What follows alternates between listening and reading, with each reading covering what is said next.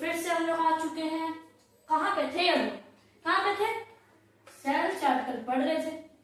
एक ही पार्ट बनाया था सेल स्ट्रक्चर एंड फंक्शन का, तो ये है पार्ट 2 उसी का।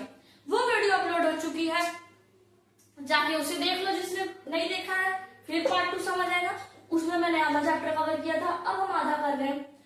तो जल्दी जल्दी जाओ, नोट्स चाहिए तो नोट्स कमेंट करना, सपोर्ट करो, लाइक करो। और चलो ये वाला वीडियो शुरू करते हैं। उसमें मैंने सेल के स्ट्रक्चर्स के बारे में बता दिया था, सेल के फंक्शंस के बारे में बता दिया था। आज हम पढ़ने वाले थे पार्ट्स ऑफ सेल। क्या पढ़ने वाले थे? वन सेकंड, देखो parts of cell. Parts of cell पढ़ने वाला है इसकी सेलिब्रिटी में। पहले मैं पार्ट से इंट्रोड्यूस करवा देता हूँ, क्या क्या पार्ट्स होते हैं, ठीक है? तो चलो अब इसी के साथ हम ये वाली वीडियो शुरू करते हैं। तो पेन ले लो, कॉपी ले लो और बिना टाइम वेस्ट किए शुरू करते हैं, क्योंकि टाइम बहुत कम है।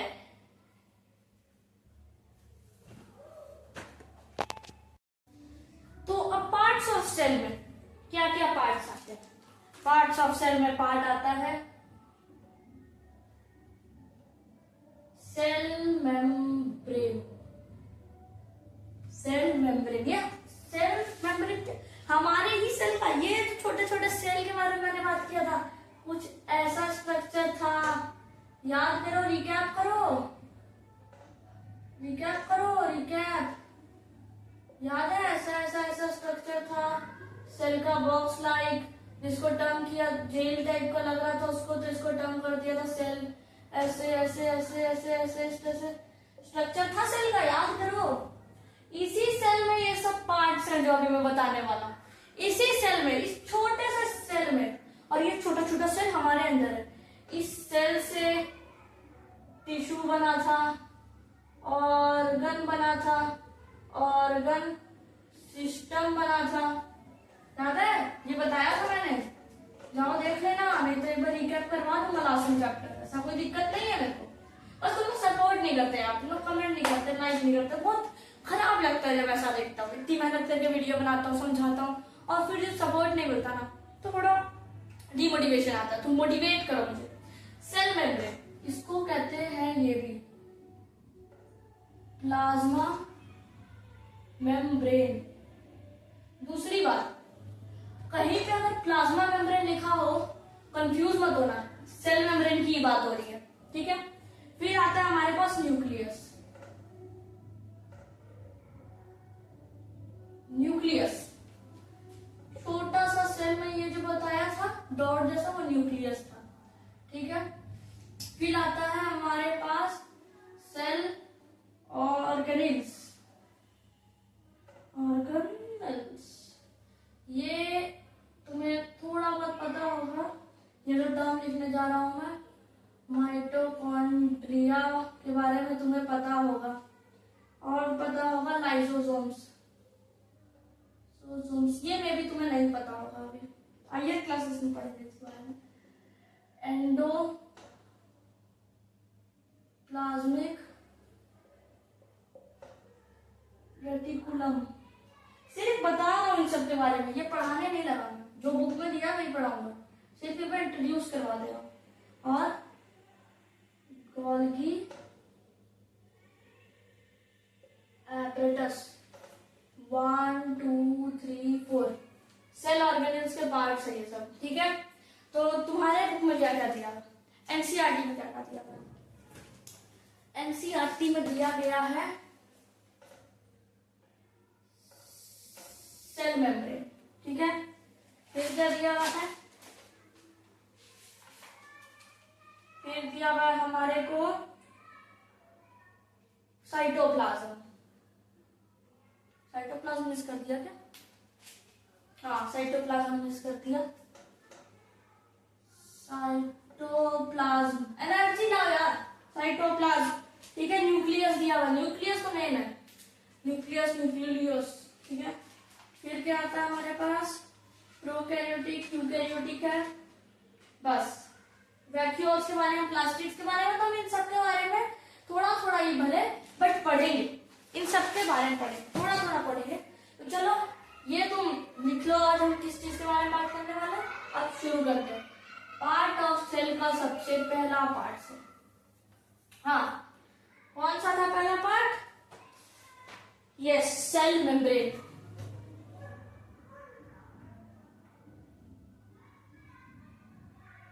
समझने वाली बात है, देखो बहुत इजी है। The basic components of a cell are cell membrane, cytoplasm and nucleus। और बढ़िया तरीके से बताता हूँ, सेल मेम्ब्रेन के बारे में पढ़ाएंगे हम तुम्हें। हाँ, main characteristic of cell membrane पहले लिख लो, लिखते जाओ। Both plant and animal cell have cell membrane. क्या कहना चाहता है ये वाला लाइन? अब देखो सेल दो टाइप्स के होते हैं, सेल होते हैं दो टाइप के, प्लांट्स, एनिमल्स। एनिमल्स मतलब हमारा भी, ठीक है। चलो लिखो, बोथ हैव, हाँ जी,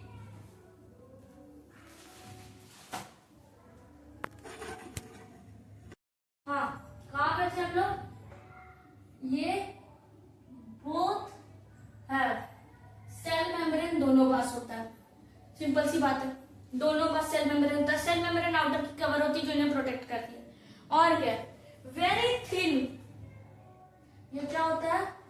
ये थिन होता है, फ्लेक्सिबल होता है, फ्लेक्सिबल, डेलिकेट होता है, लिविंग होता है। ये भी बात याद रखनी है, लिविंग होता है, लिविंग मेम्ब्रेन होता है ये सेल मेम्ब्रेन, ठीक है। और फाइन पोर्स होते हैं इसके पास, फाइन पोर्स होते हैं इसके पास, made of lipoproteins, made of lipoproteins, ठीक है। और सेलेक्टिवली मेम्ब्रेन, सेलेक्टिवली मेम्ब्रेन। क्या क्या होता है? प्लांट और एनिमल दोनों के पास होता है सेल मेम्ब्रेन। थिन होता है, फ्लेक्सिबल होता है, डेलिकेट, लिविंग मेम्ब्रेन होता है। पतला सा रहेगा, थोड़ा सा फ्लेक्सिबल रहता है, डेलिकेट रहता है, और एक जिंदा लिविंग मेम्ब्रेन रहता है, ठीक है। इसमें फाइन पोर्स होते हैं, छोटे छोटे छोटे छोटे इसमें पोर्स होते हैं, ठीक है। मेड ऑफ लिपोप्रोटीन्स, ये लिपोप्रोटीन से बना होता है। सेलेक्टिवली मेम्ब्रेन होता है, बहुत सेलेक्टेड मेम्ब्रेन है ये, ठीक है, ठीक। अब इसके फंक्शन क्या है? फंक्शन क्या है इसके? फंक्शन क्या है इसके? आओ बताते हैं। Separate contents of cell from its surrounding. बताने की जरूरत नहीं है, तुमको मैं समझा देता हूँ। ये क्या करता है? सेपरेट करता है सेल के कंटेंट को। ये मान लो सेल है, इसके कंटेंट को बाहर के सेपरेट करता है, अलग अलग कर देता है, ठीक है। और regulate entry of certain solutes and ions, कुछ एंट्री अलाउ करता है आयंस की, मिनरल्स की, इन सब की एंट्री जाने देता है अंदर, अलाउ करता है सेल में। बॉडी गार्ड है एक सेल का सेल मेम्ब्रेन, अच्छे से बताऊं तो एक बॉडी गार्ड है सेल का। और maintain the shape of the cell in animals है, इस सेल का मेंटेन रखता है कि सेल का शेप बिगड़े ना, ये इसके फंक्शन है। और समझे? तो क्या समझे हम लोग कि ये कैसा है? सेल मेम्ब्रेन प्लांट एनिमल दोनों पास है, थिन है, फ्लेक्सिबल है, डेलिकेट है, लिविंग मेम्ब्रेन है, अच्छे फाइन पोर्स होता है, इसमें लिपोप्रोटीन से बना होता है, सिलेक्टिवली मेम्ब्रेन है। फंक्शन क्या होता है? आयंस और मिनरल की एंट्री अलाउ करता है, बाहर के सॉल्यूट्स को जो है सेपरेट करता है, और एक और चीज करता है, सेल की शेप को बनाए रखने में हेल्प करता है। इतना सा, सिर्फ इतना सा काम करता है सेल मेम्ब्रेन। एक बॉडी गार्ड है सेल मेम्ब्रेन, सेल का एक बॉडी गार्ड है सेल मेम्ब्रेन, ठीक। अब क्या है? सेल मेम्ब्रेन के बारे में बताया। This boundary of onion cell is the cell membrane covered by another thick layering called the cell wall. ये सेल मेम्ब्रेन सेल ये भी बात याद रखना, बताता मैंने से आगे ये। The central of the round body is called the nucleus. The jelly-like substance between the nucleus and the cell membrane is cytoplasm. अब देखो साइटोप्लाज्म के बारे में पढ़ेंगे। सेल मेम्ब्रेन इतना सही काम करता है, बॉडी गार्ड है, थीन, फ्लेक्सिबल, ये सब लिख लो, कुछ ज्यादा टाइम नहीं लगेगा लिखने में, मेहनत नहीं लगेगी लिखने में, आराम से लिख लोगे। लिखो जल्दी, लिखो फटाक से लिखो, वीडियो पॉज करके लिखो, वीडियो पॉज करके लिख लो। आई होप लिख लिया होगा, मैं मिटा रहा हूं।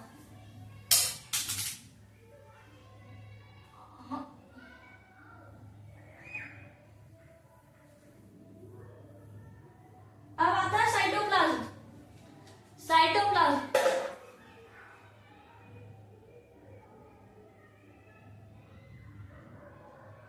साइटोप्लाज्म रुक जाओ। प्लांट्स,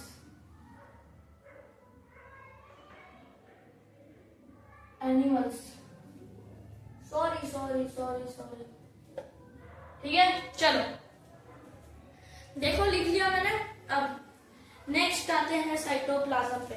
साइटोप्लाज्म का काम क्या है, मेन कैरेक्टरिस्टिक्स क्या है, देखो। अब साइटोप्लाज्म का मेन कैरेक्टरिस्टिक्स सुनो। Semi liquid substance inside the cell membrane, semi liquid inside the cell membrane, ये इसके मेन कैरेक्टरिस्टिक्स है। हैशटैग मारो, मेन कैरेक्टरिस्टिक्स लिखो, ठीक है। हैशटैग मेन कैरेक्टरिस्टिक्स लिखो यहाँ पे अच्छे से, मेन कैरेक्टरिस्टिक्स। अब semi liquid inside the cell membrane contain mixture of water,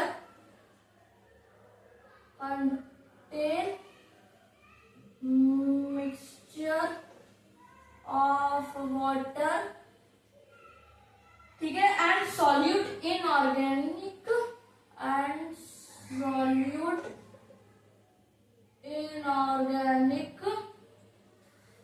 inorganic and organic compounds and organic compounds, अच्छे से डेफिनेशन तुम्हें बता रहा हूं। एंड ऑर्गेनेल्स,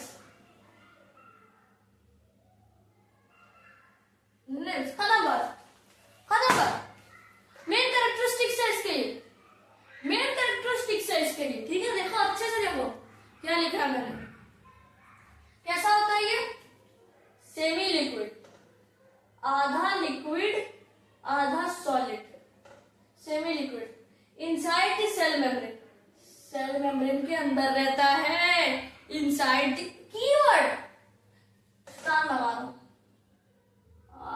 कि कीवर्ड लिख दो, के डब्ल्यू नहीं, के डब्ल्यू अच्छा लगेगा, स्टार मार देता हूं।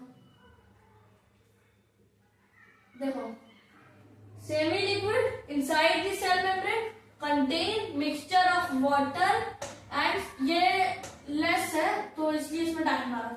Solute inorganic and organic compound, कैसे कंपाउंड, ये स्टार, अरे तुम छोड़ो, स्टार कैसा कंपाउंड रखता है, इनऑर्गेनिक भी रखता है, इनऑर्गेनिक भी रखेगा और ऑर्गेनिक भी रखेगा, और ऑर्गेनिल्स भी होते हैं इसके अंदर। ऑर्गेनिल समझाया उस टाइम, बताया था सेल ऑर्गेनिल स्टार्टिंग में क्या क्या होता है, ठीक है। और अब इसका फंक्शंस क्या है भाई, कुछ तो फंक्शन करता होगा, ये भी कुछ तो फंक्शन करता होगा, देखते हैं। कंटेन डिफरेंट ऑर्गेनिल्स, ऑर्गेनिल के बारे में बताया इसका, है ना।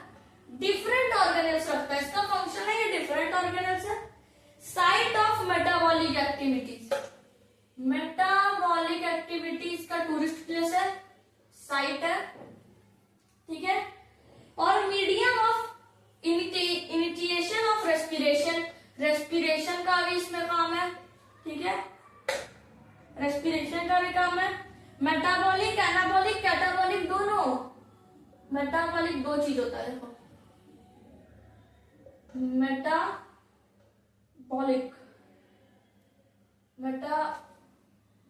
में होता है एनाबॉलिक,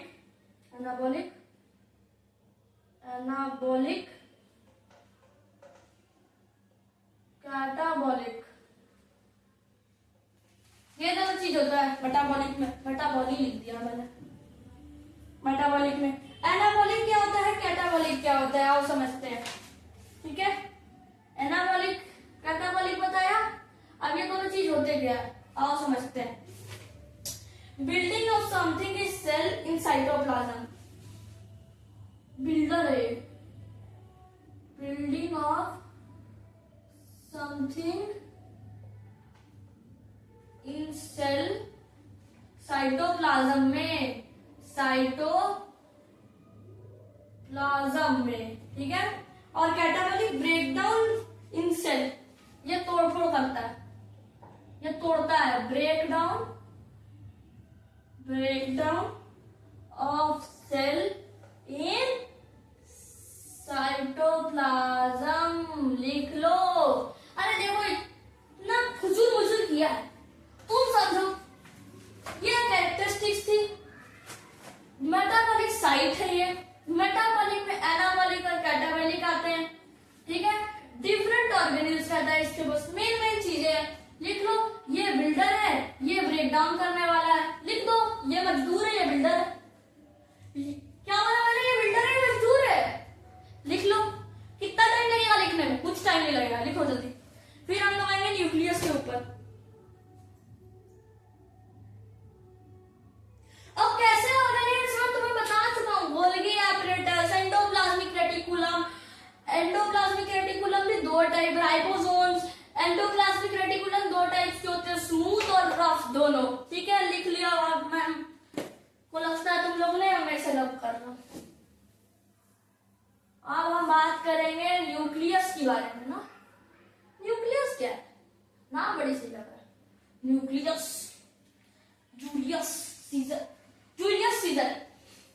जूलियस सीजर पढ़ना है किसी को तो कमेंट करना, वो भी पढ़ा दूंगा। आईसीएसई बोर्ड का है वो, तो आईसीएसई बोर्ड वालों अगर देख रहे हो ये वीडियो, अगर ये वीडियो पहुंची तुम्हारे तक, अगर तुम्हें ट्रेजर चेस्ट या जूलियस सीजर पढ़ना है, जस्ट कमेंट डाउन, वीडियो आ जाएगी, just comment down.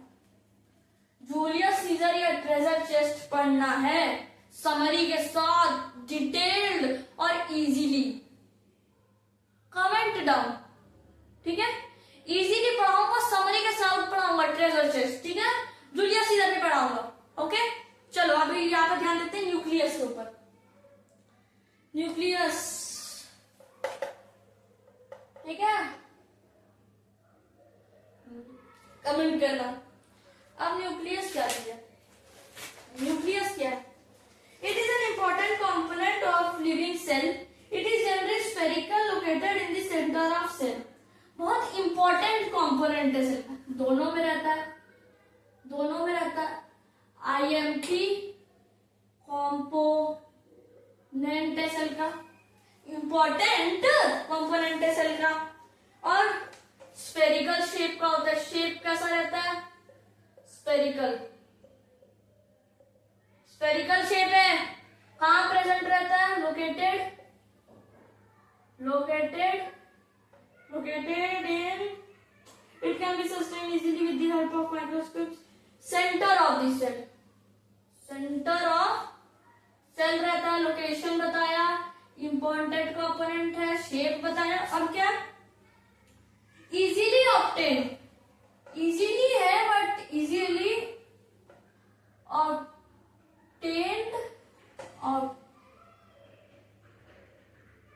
obtained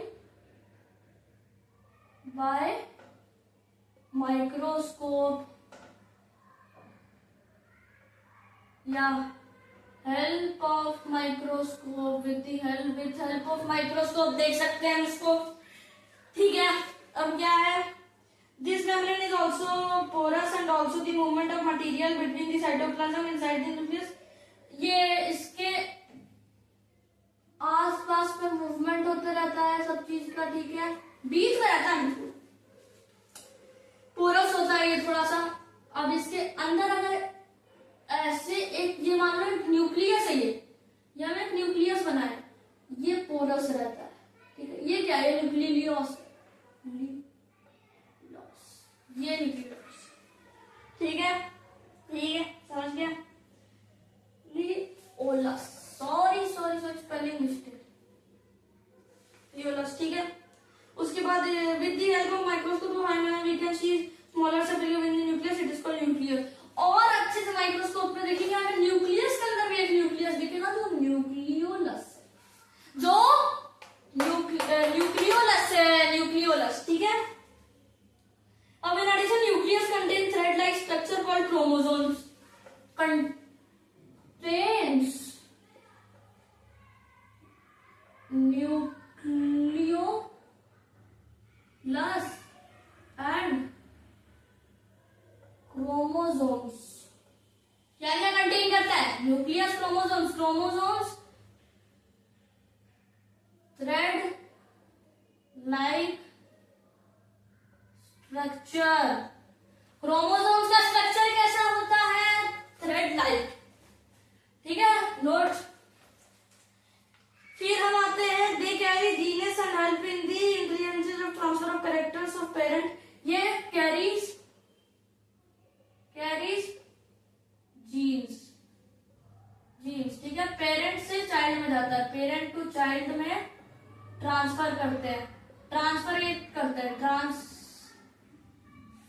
jeans and carry as well, ठीक है। चलो, the chromosome can be seen only when cell divides, chromosomes कब दिखता है, जब सेल डिवीजन होता है, एक सेल दो भाग में बंटता है, ठीक है, दो पार्ट्स में डिवाइड होगा, ठीक, ओके। जीन क्या होता है, अब आप जीन के बारे में पढ़ेंगे। जीन क्या होता है, अरे बहुत इजी है, जीन तो तुम्हें पता होगा, तुम्हारे पेरेंट्स के जीन्स तुम पे आए, वही जीन्स, पहनने वाली जीन नहीं, ये वाली जीनी नहीं है, जीन है, जीनी, बोलिए, हुक्म कीजिए आका, ये जीनी नहीं है, जीन है। जीन क्या होता है, is a unit of a living organism, it controls the transfer of hereditary characteristics of parent to offspring, parent से ऑफस्प्रिंग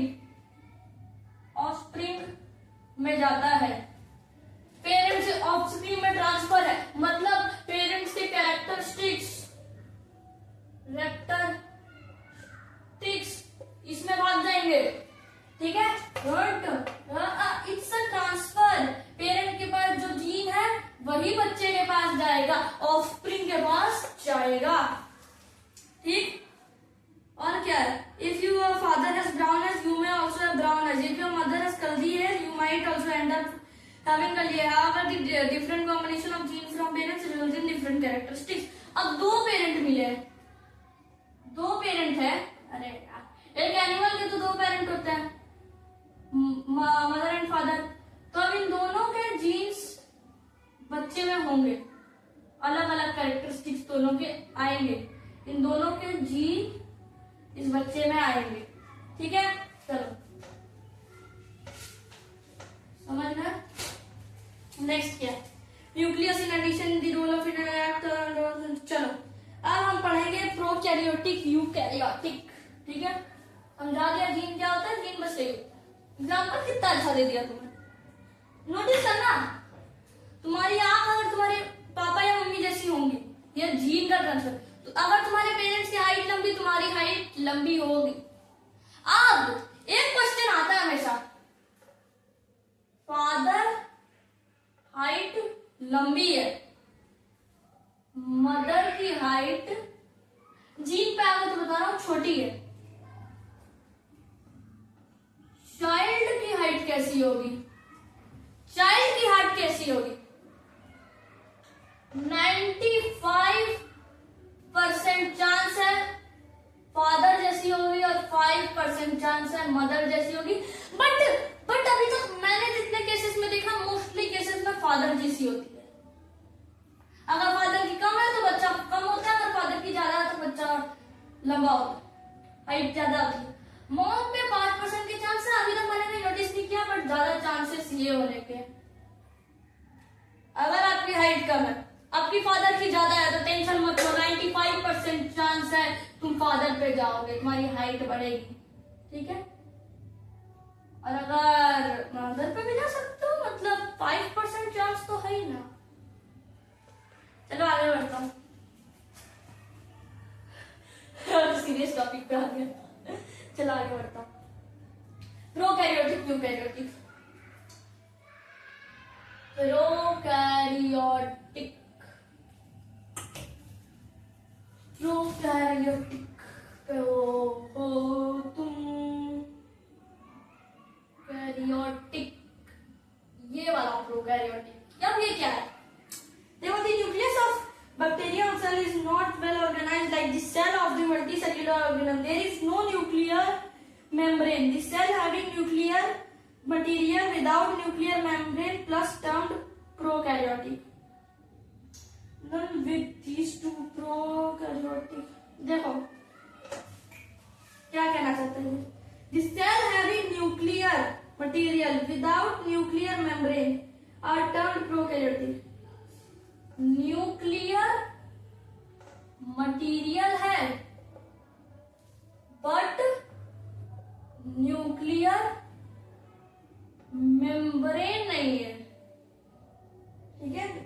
सॉरी न्यूक्लियस नहीं है ना, विदाउट, हाँ न्यूक्लियर मेम्ब्रेन नहीं है, न्यूक्लियर मटेरियल है, तो ये प्रोकैरियोटिक होता है, ठीक है बस। और यूकैरियोटिक क्या होता है? The cell like onion cell and cheek cell having well organized nucleus with nucleus, और जिसके पास, अब यूकैरियोटिक ठीक है, जिसके पास न्यूक्लियर मटेरियल भी है, न्यूक्लियर मेम्ब्रेन भी है, वो हो जाएगा यूकैरियोटिक, ठीक है, वो हो जाएगा यूकैरियोटिक। बस सिंपल, वेरी सिंपल। चलो अब नेक्स्ट क्या है? Next we have vacuole. Vacuole के बारे में पढ़ेंगे। आओ वैक्यूल बता दो तुम्हें क्या है। वेरी इजी, देखो कितना इजीली मैंने समझाया। प्रोकैरियोटिक यूकैरियोटिक, इसी बात पे सब्सक्राइब करो भाई। मुझे बोलना पसंद नहीं है बार बार, बट जब मोटिवेशन नहीं मिल रहा है ना, ठीक है।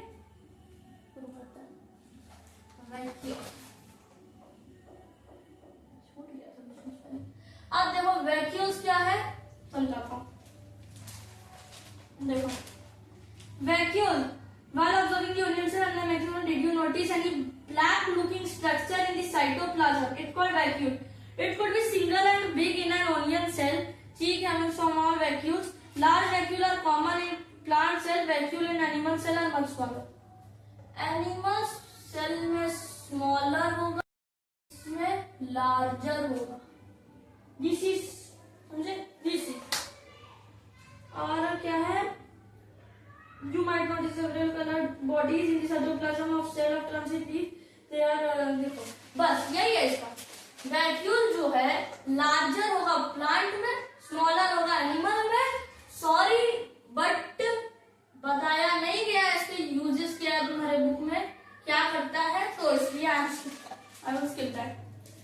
You might have noticed several small color bodies in the cytoplasm of the cell of leaf.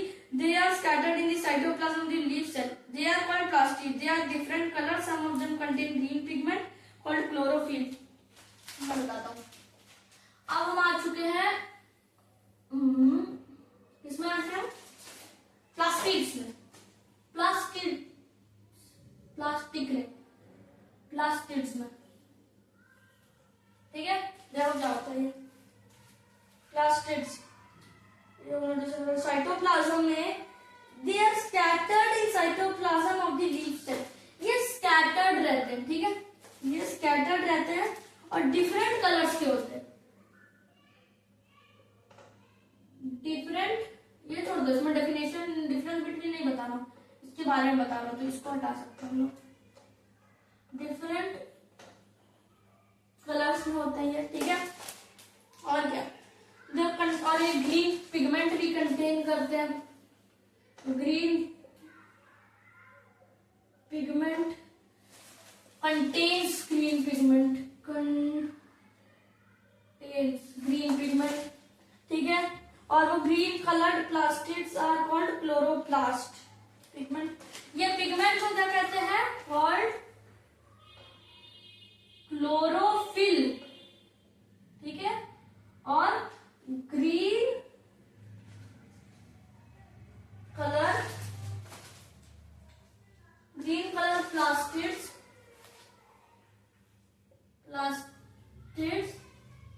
Are called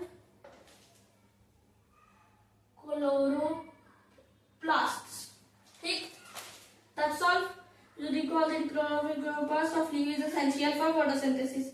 अब comparison between plant and animal cell. This is your homework. क्या homework है? Comparison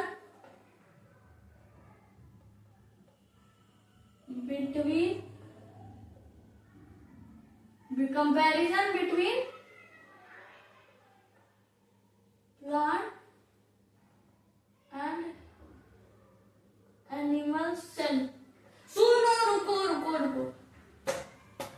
अगर नहीं होगा तुमसे, कमेंट